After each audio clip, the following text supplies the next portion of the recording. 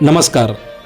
आज दिनांक 5 डिसेंबर रोजी दिल्लीतील संसद भवन परिसरात काँग्रेसच्या खासदार प्रणिती शिंदे यांच्यासह महाराष्ट्रातील सर्व खासदारांनी सरकारच्या विरोधात तीव्र निदर्शने केली।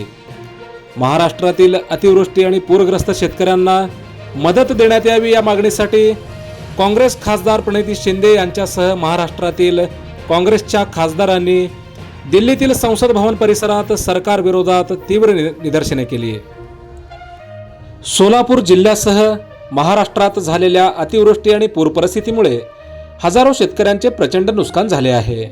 असे असतानाही मदत मिळत नसल्याने काँग्रेस खासदार प्रणिती शिंदे यांच्यासह महाराष्ट्रातील काँग्रेस खासदारांनी दिल्लीतील संसद भवन परिसरात तीव्र निदर्शने केली। राज्यात अतिवृष्टीमुळे पिकांचे मोठ्या प्रमाणात नुकसान झाले असून अनेक ठिकाणी जमिनीच वाहून गेल्याने शेतकऱ्यावर अस्तित्वाचा प्रश्न उभा राहिला आहे। अशा गंभीर परिस्थितीत महाराष्ट्र सरकारकडून केंद्राकडे मदतीचा प्रस्ताव पाठवल्याचा दावा करण्यात आला होता।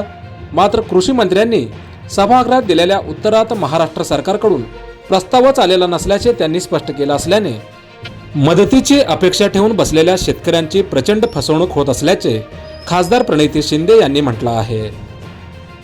आणि याच पार्श्वभूमीवर शेतकऱ्यांना तातडीची योग्य आणि पुरेशी मदत देण्याची मागणी करत खासदार प्रणिती शिंदे आणि महाराष्ट्रातील काँग्रेसच्या खासदारांनी आज नवी दिल्ली संसद भवन परिसरात जोरदार आंदोलन केले।